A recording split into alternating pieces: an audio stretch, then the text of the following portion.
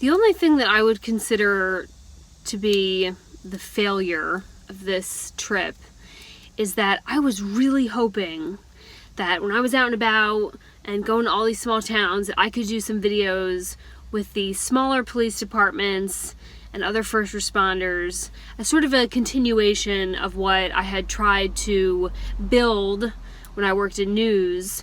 The last documentary, 24-Hour PD, cost me my job, worth it. But I was hoping to kind of keep that momentum because I really believe with every fiber of my body that if I could show the general public, the men and women behind the scenes, behind the badge, who I have, been lucky enough to get to know, that some of the ridiculous things that people say and accusations that they make would fall down, because a lot of people get their opinions from the TV or what someone posts on the internet, and it's usually not right. But if you can get people to walk in someone else's shoes, it's really hard to hate them. And so it's just been like a big commitment of mine that I can't figure out how to do it. I just can't.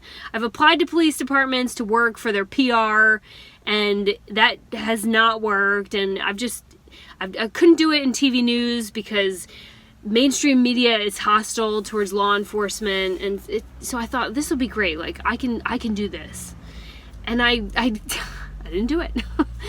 I didn't do it because every time I asked a police department or talked to officers or even PDs or sheriff's office where I knew people and was going to be in town, nobody wanted the camera around.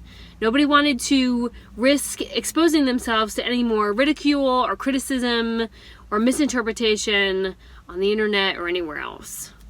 So I didn't successfully pull it off.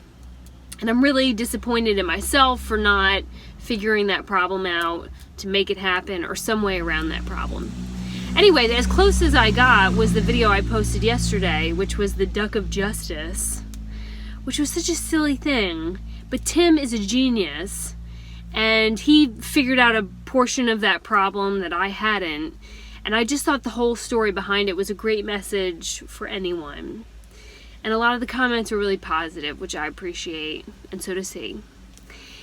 So I posted that video up, and then I got on the treadmill, and I'm at the gym, and there's the wall of talking heads on all the TVs.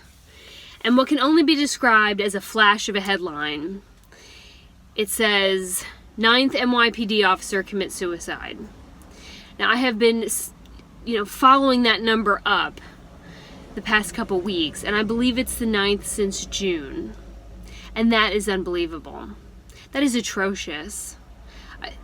And so, they say it really quick, and then they sort of neutralize the comment, and it was hardly a story, it was just a reader, that the normal or the usual amount of NYPD officers that commit suicide every year is 4, and so yeah, we're a little bit high, and then on to the next story, and I'm grabbing the side of this, 9 officers in New York City, a city that this summer people have been throwing things at them. They've been throwing water buckets at them. I mean, as if their job in New York isn't hard enough. And it was just and there it was. They said it, and then they were like, yeah, the norm is 4. It's a little bit high this year. And then it was gone. And I was looking around at the other people at the gym, did anybody else just see that? What the hell is going on that we have highly trained, highly skilled, smart people who got into a career to protect and serve and help others? I think that the better alternative, or whatever is going on in their work and their lives, is to put a bullet in their head. And nobody else is paying any attention.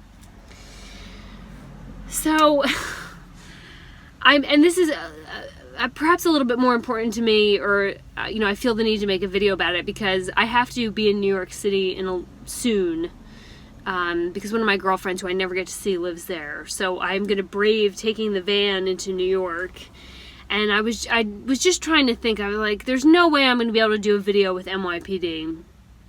And but I am a storyteller, and we have built this great platform, and I just feel like, for as generous as other people have been to me, from starting this thing from nothing, that there should be something that I should be able to figure out something to do to support law enforcement, men and women in law enforcement, with what I have, and I can't figure it out.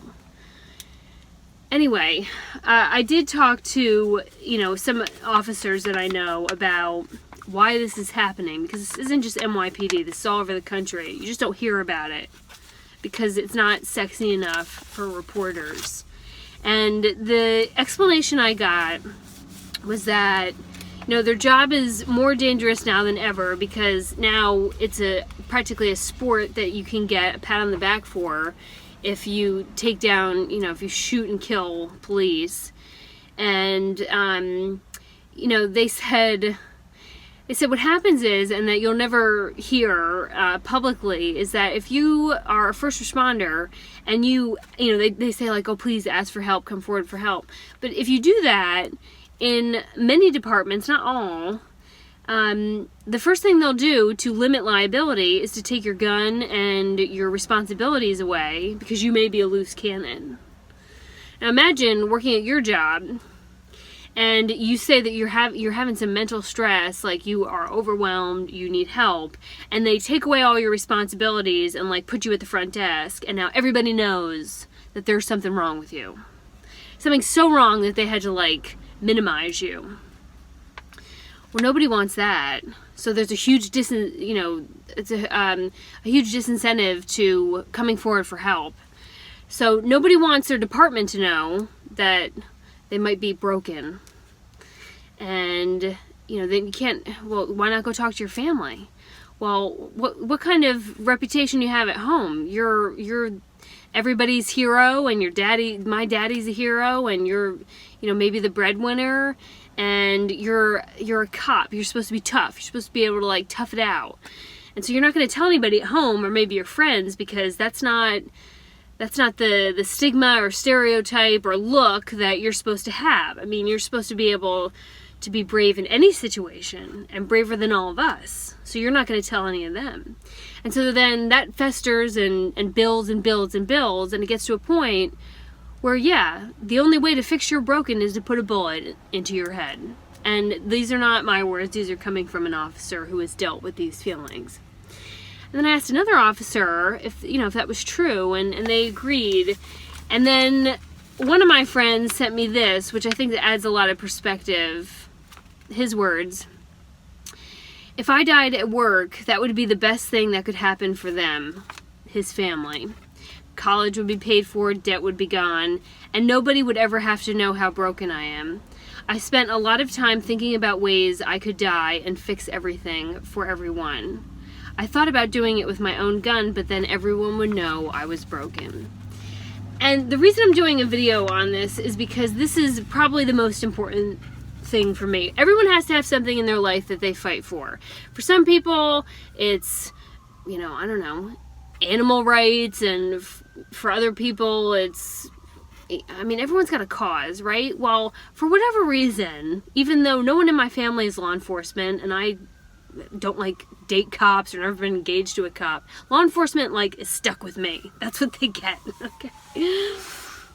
So I'm sharing all this because it's an important topic to me, and like I said, I just feel like there's something that I can do, or we can do, or this platform can do to help alleviate some of this, because I do believe that a lot of this is driven by what they are faced with dealing with the general public, and what a nightmare of a job that is, and I've seen it firsthand. So I don't know if anyone has any ideas, but my first idea was that anyone watching this, if you get an opportunity over the next couple days and you see one of your officers out, as awkward as it feels, because it's awkward just going up to strangers in general, and sometimes cops can be grumpy, sometimes reporters can be grumpy, consider just passing by and saying, thank you so much for what you do for our community, or for your service, or I'm sure your job really sucks a lot of days of the week, but I really appreciate you being out here. And yeah, again, as uncomfortable as that may feel, I was just thinking that on days where my job absolutely sucked, and it was Hurricane Florence, where I was tired and hungry, and out of energy and out of willpower while standing in a hurricane trying to tell people to stay off the effing road. When people would come up to me as they were slowly coming back, you know, after the storm passed, and I was weary, and I knew I was losing my job anyway, and here I am risking my life for a company that was like probably going to fire me. When people came up to me and said, I watched you during the storm, and I can't tell you how much I appreciate you telling us what was going on in our neighborhood and keeping us posted, and I just really appreciate what you did. I could get to the end of that day hearing that, and I just think that that is something that all of our officers deserve from us, is a little boost to help them get to the end of their day. Because some of them are not getting to the end of their day. And if that's how many are not getting to the end of their day, then I'm sure there are many more who are at least thinking about not wanting to get to the end of their day. And so it's just a little something you can do. It takes a couple seconds. And if there's 25,000 people that are plugged into that channel, that's a lot of thank yous that could be sent around in one day. And I don't know if y'all have any other ideas. I've not been able to do any stories with law enforcement. I've offered to come to departments and train them on dealing with the media and social media, and I've never gotten anywhere with that. So I'm looking for some inspiration. I don't sell merch on this channel. I don't want to sell merch. I don't want this channel to be about giving you stupid cups and t-shirts that you're not going to use because I need gas money. I have been more than blessed between all of you on YouTube and Patreon that I'm able to pay for my gas and my food to get me to my next destination. I feel like at this point I am more than capable of giving back, and these are the people that I want to give back to. So I'm asking for some ideas, because I can tell you all day long and for however many months or years about living in a van and but like, we can do more, and this channel should do more. So let's put our heads together. If we want to make some kind of merch, and 100% of the proceeds above the cost of that merch go to some kind of support or encouragement or whatever for law enforcement, I will sell the shit out of that merch. But I'm not going to give you a cup that says Babe Bus. We can do better. Anyway, this is my Roman rant. This is important to me. These people are important to me. I may not be friendly and approachable, but I fight for this cause. This is my cause. And since your TV news people are not going to give it anything more than a headline to say what new number killed themselves, and then in the next story bash law enforcement in a different way, and there's something going on where they're not getting the help they need or the support they need, I am asking for ideas, opinions, how we can do something. Somebody has got to do something. It is not, there should be no normal of people who are that brave and that, you know, like, I don't even know what the word is, and that committed to their community, that they should be killing themselves. And there should be no normal number, period. Like, enough. So let's put our heads together, whether that's raising some merch money or doing some kind of campaign, or if you can think of something when I'm in New York City. You know, we do something called Adopt a Cop in Wilmington, where like people make like gift bags and we give them to the officers. I don't know how I'd pull that off with you all being all over the world and maybe I don't know. Let's put our heads together, because we can. There's a whole lot of smut on YouTube, and this channel can do better than just talking about lay shitter. And for people who, and I'm sure the comment section is going to be full of them, who just hate cops, you know, I'm sure you still call them when you need help. And people bash on the police like, oh, they harass my community and they're racist and da-da-da-da. And, you know, there's two different kinds of people in the whole judicial system that you never look to that are the real issue of those problems. Take a look at your fancy schmancy attorneys and your judges, who every time that the police get a call to come in and arrest someone in your neighborhood and you don't like it, they're doing their job. Somebody called them to go get that handled. And then they put the drug dealers and the rapists and the child predators and the thieves and everybody else who should be behind bars just because it's easier to give them a plea deal, or it's faster to just speed up the court process. And these attorneys and judges just keep throwing them back out on the street because they know that they don't live in their neighborhood. That drug trafficker is not going to be trick-or-treating in his honor's HOA gated community. So they don't care. They don't care about your community. That officer cares about his community. But the judicial systems keep spitting these people back out, and the police have to keep getting them and bringing them back in. And everyone blames the cops because it's easy. It's easy. And that's not fair. They deserve our respect. Period. Roman rant over. Send me some ideas, damn it. We got to do something, and I got to now, sitting in the same exact position with the same exact shirt and maybe a very patriotic headband, need to tell you the story of how Falcor flew away from me and plunged itself like a dive bird towards the ocean yesterday. It was very stressful. I'm going to get on that right now. I'm going to be looking for some brilliance because I haven't been able to figure it out down below. I will talk to y'all later.